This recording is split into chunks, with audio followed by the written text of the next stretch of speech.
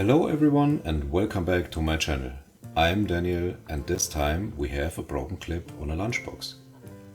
I think these lunchboxes are fairly common and you can buy replacement clips for them. But that's not much fun, of course. Besides, the boxes aren't exactly cheap, so it makes perfect sense to repair them. So, how do we solve the problem? Naturally, 3D printing is the obvious solution. I will make the file available for free download again. The link is in the video description. After measuring the clip, I transferred it to CAD.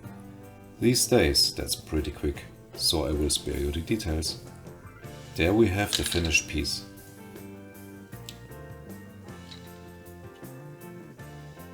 It looks pretty good. Let's see if it fits. It fits perfectly, just as it should be. I hope I've given you some inspiration and I'm happy if it helps you. See you soon and take care.